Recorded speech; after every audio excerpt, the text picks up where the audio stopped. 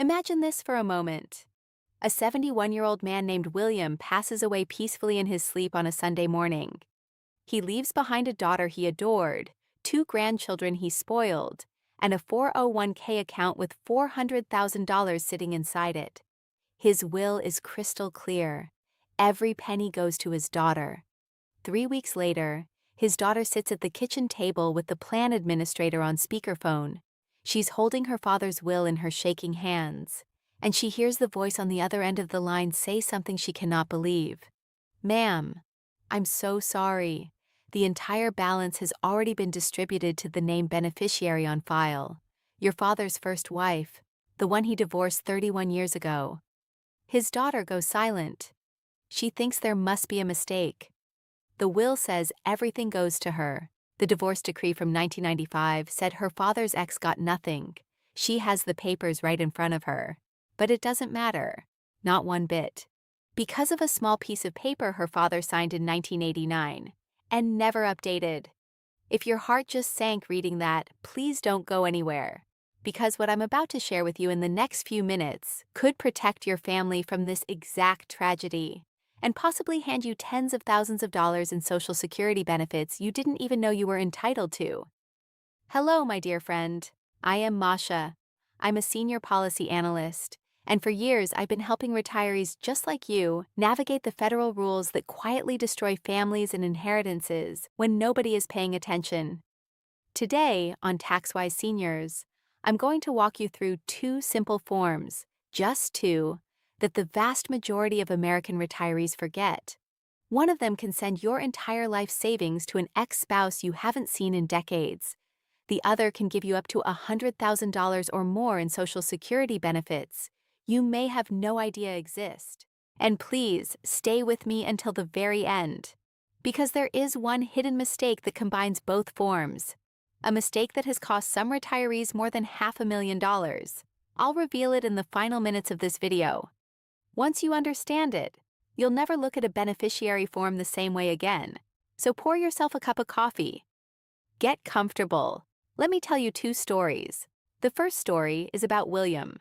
William was a chemical engineer. He worked for DuPont for 34 years. In 1989, when he was 42 years old, he opened his 401k savings plan and filled out a beneficiary form. On that form, he wrote one name, his wife at the time, Linda. They had been married for 6 years. He thought he'd be married to her forever. In 1995, William and Linda divorced. The divorce decree was thorough. Linda waived all rights to William's retirement accounts. She signed the papers. The judge signed the papers. William put the papers in a folder in his desk drawer and moved on with his life. He remarried in 1998. He built a new life. He raised his daughter from his first marriage and welcomed 2 grandchildren. He updated his will. He paid for his daughter's college. He made every reasonable plan a good father would make. But William never went back to DuPont's HR office. He never asked for a new beneficiary form. He never wrote his daughter's name in place of Linda's. When William died in 2026, his 401k had grown to $400,000. The plan administrator looked at the form on file. It said Linda, his ex-wife from 1995. By federal law, the administrator had no choice. The entire balance was sent to Linda. His daughter got nothing. I want you to know, this is not a made-up story. The real version of this case went all the way to the United States Supreme Court. In 2009, the Supreme Court ruled unanimously, 9 justices to 0, that the beneficiary form on file always wins, even over a divorce decree, even over a waiver, even over a will. The case was called Kennedy versus DuPont, and it set the rule for every retirement plan in America. The Internal Revenue Service confirms it. The Department of Labor confirms it. AARP confirms it. The lesson is this. When you fill out a beneficiary form for a 401k, an IRA, a pension, or a life insurance policy, you are signing a contract. That contract overrides your will. It overrides your trust. It overrides the divorce decree. The only way to change that contract is to fill out a new beneficiary form and submit it to the plan administrator. Period. Now let me tell you the second story. This one is about Patricia. Patricia is 68 years old. She lives alone in a small apartment in Phoenix. She was married for 22 years to a man named Richard. They divorced in 2008.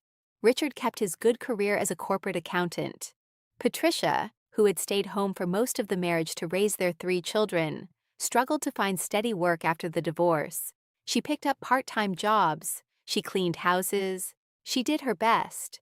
When Patricia turned 62, she went to the Social Security office and applied for her own retirement benefit.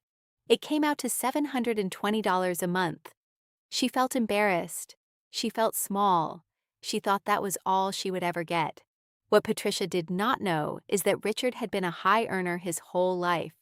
And under federal Social Security rules, because Patricia was married to Richard for more than 10 years, she was entitled to a benefit equal to up to half of his primary insurance amount. Richard's benefit was $3,200 a month. Half of that, $1,600, was the amount Patricia could have been collecting. Instead, she collected $720 for 6 full years before a friend at church mentioned the rule. 6 years.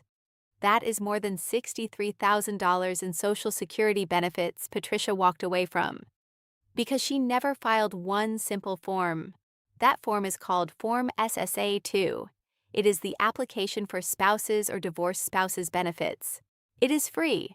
You can request it at any Social Security office by phone at 1-800-772-1213 or online at ssa.gov. Now let me tell you the rules in plain English. To collect Social Security benefits on a former spouse's record, you must meet 5 conditions. 1. You must be at least 62 years old. 2. The marriage must have lasted at least 10 years. 3. Your ex must be entitled to Social Security retirement or disability benefits. 4. Your own Social Security benefit must be less than the ex-spouse benefit. 5. You must currently be unmarried, that's it. If you meet those 5 conditions, you may be entitled to up to 50% of your ex's benefit while they are alive, and up to 100% of their benefit if they pass away before you. Your ex is not notified. Your ex's benefit does not go down. Their current spouse's benefit does not go down. None of it affects them in any way. The money comes from federal Social Security funds. And here is the hardest part to swallow. If you are entitled to this benefit but you wait years to claim it, you can only collect 6 months of back pay. The rest is forfeited, permanently. Every month you wait is money you can never recover. Now let me give you the 3 exact actions every retiree should take this week. Step 1. Make a list of every account that has a beneficiary form attached to it. Your 401k, your IRA, your pension, your annuity, your life insurance policies. If you worked for the federal government, your TSP, your FEGLI life insurance, and your FERS or CSRS pension. Each one of these requires a separate beneficiary form. There is no master form. There is no central registry. You must request a copy of the current beneficiary designation from each account separately. Call the plan administrator. Ask in writing. Please send me a copy of my current beneficiary designation on file. Most administrators will mail or email it to you within 2 weeks. Until you see the name on that form with your own eyes, you do not actually know who your beneficiary is. Step 2.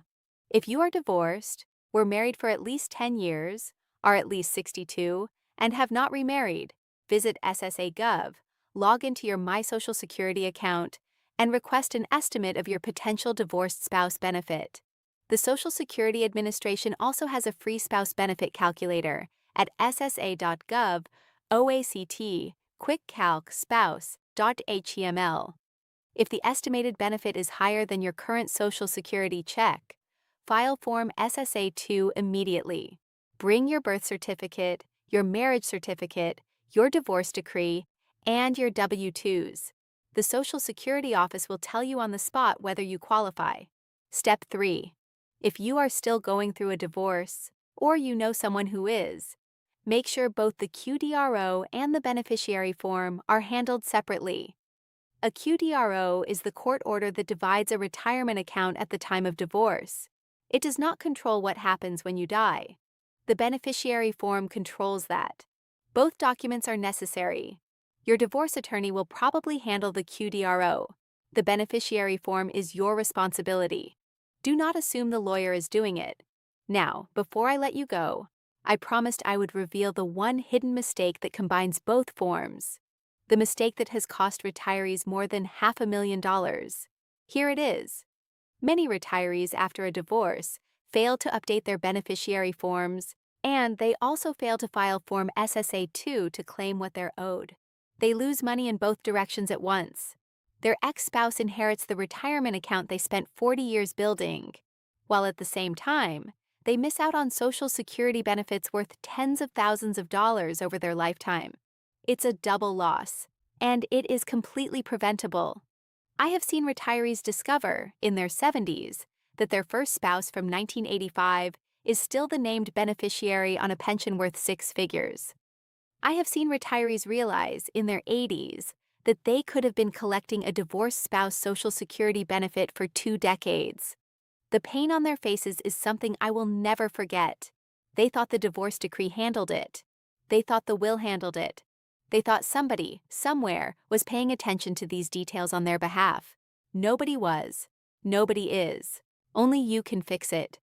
My friends, this is one of the most important conversations a retiree can have. The IRS will not call you. The Social Security Administration will not call you. Your plan administrator will not call you.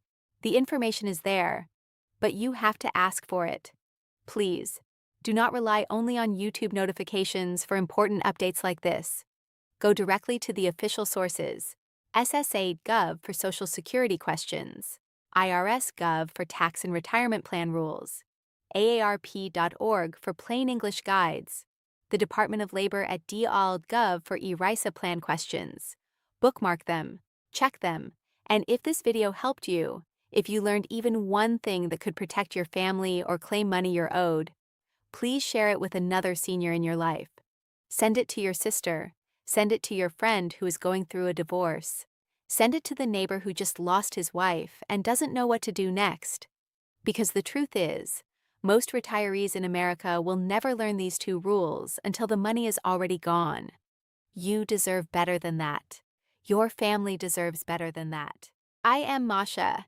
Thank you for trusting me with your time today. Take care of your paperwork. Take care of your family. And I will see you in the next video, right here on TaxWise Seniors.